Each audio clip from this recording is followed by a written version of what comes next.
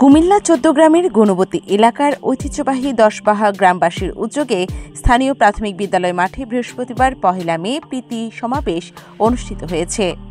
গ্রামের বিশিষ্ট ব্যক্তিদের অংশগ্রহণে প্রীতি সমাবেশটি মিলন মেলায় পরিণত হয়েছে। বিশিষ্ট ব্যবসায়ী ও সমাজসেবক মোহাম্মদ মফিজুর রহমানের সভাপতিত্বে প্রধান অতিথি হিসেবে উপস্থিত ছিলেন কুষ্টিয়া ইসলামী বিশ্ববিদ্যালয়ের কুরআনিক সায়েন্স ও ইসলামী স্টাডিজ বিভাগের অধ্যাপক ডক্টর নাসিরউদ্দিন মিয়াজি। আব্দুল আওয়াল সবুজ ও মোহাম্মদ আবু নসরের সঞ্চালনায় অনুষ্ঠানের শুরুতে মহাগ্রন্থ আল কোরআনুল করিম তেলাওয়াত করেন মোহাম্মদ সাব্বির আহমেদ। কোরআনুল কারিম থেকে দারুস পেশ করেন মাওলানা আব্দুল মজিদ। ইসলামী সঙ্গীত পরিবেশন করেন মোহাম্মদ শাহিন উদ্দিন। প্রীতি সমাবেশে বিশেষ অতিথি হিসেবে উপস্থিত ছিলেন বিশিষ্ট রাজনৈতিক বিশ্লেষক ও সিনিয়র সাংবাদিক মোস্তফা ফিরোজ। অনুষ্ঠানে দশবাহা গ্রামের অতীত, ইতিহাস, ঐতিহ্য, কৃষ্টি, কালচার, সংস্কৃতি নিয়ে আলোচনা করেন দশবাহা গ্রামের সূর্য সন্তান চৌদ্দগ্রাম মেট্রোপলিটন পুলিশের উপকমিশনার মোহাম্মদ আলমগীর হোসেন শিমুল, সাবেক চেয়ারম্যান মোহাম্মদ আব্দুল খালেক, সাবেক ব্যাংকার মোহাম্মদ আব্দুল হাই, গুণবতী জনতা ব্যাংকের সাবেক সহকারী ম্যানেজার মোহাম্মদ নোমান, বিশিষ্ট ব্যবসায়ী ও সমাজসেবক মোহাম্মদ মাইনুদ্দিন ভূঁইয়া, ব্রুনাইয়ের বিশিষ্ট ব্যবসায়ী মোহাম্মদ আবু তাহের, মোহাম্মদ কামরুল হাসান ভূঁইয়া, আব্দুল আহাদ মানিক মাস্টার, বিশিষ্ট ব্যবসায়ী মোহাম্মদ আবুল কালাম, মরহুম মকবুল আহমেদ, চেয়ারম্যানের সুযোগ্য সন্তান মোহাম্মদ হারুনুর রশিদ বাবুল, মুফতি মোহাম্মদ ইয়াহিয়া ও আয়ুব মাস্টার সহ দশবাহা গ্রামের বিশিষ্ট ব্যক্তিবর্গ।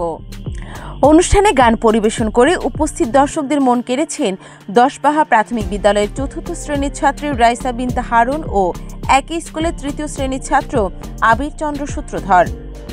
বক্তারা বলেন, বিগত ১৫ বছরে দশবাহা গ্রামের অতীত ঐতিহ্য থেকে গ্রামবাসী দূরে সরে যাওয়ায় আজ পুরো গ্রামের সামাজিক ব্যবস্থায় অবক্ষয় দেখা দিয়েছে।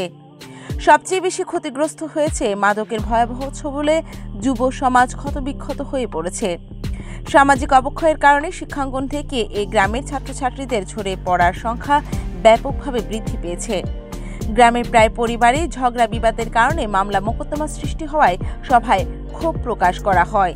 দুঃখ প্রকাশ করে বক্তারা বলেছেন, গ্রামের 2টি শিক্ষা প্রতিষ্ঠান আজ খালি পড়ে আছে। প্রতিটি বাড়ি ঘরে গিয়ে কোমলমতি শিশুদেরকে স্কুল ও মাদ্রাসামুখী করার জন্য বিশেষ ব্যবস্থা নেওয়ার উদ্যোগ নেওয়া হবে বলে জানান তারা। এই ৩১৩টি আয়াত আমাদের বদর যুদ্ধে সাহাবা ছিল কয়জন? যুদ্ধ 13, একটু বিতর্ক আছে 11, তবে প্রসিদ্ধ হলো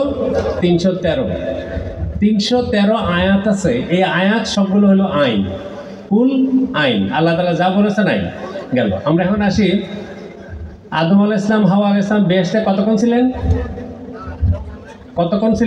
1 মাস, 2 মাস, কতক্ষণ ছিলেন? জোহরের সময় আল্লাহ তাআলা তাদেরকে জান্নাতে প্রবেশ করিয়েছেন। বললেন কি, লা তাকরাবা হাযিহি শাজারাতা ফাতাকুনা মিনাজ জালিমিন, মানে গাছটার কাছে যাইও না, গেলে জালেমের মধ্যে অন্তর্ভুক্ত হয়ে যাবা। গেছেন, যাওয়ার পরে কি হলো? বেহেশতের জাম কাপড় খুলে গেল।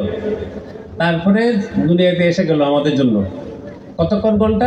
3 ঘন্টা। 3 ঘন্টা তাকে ওখান থেকে বের করে দিল কে? শয়তান। কে বের করলো? কাকে বের করে দিল? আদম আর হাওয়াকে। কেন বের করলো? শয়তান যখন তাকে সেজদা করতে বললো, শয়তান করলো না। জহিরুল ইসলাম সুমন, কুমিল্লা প্রতিনিধি।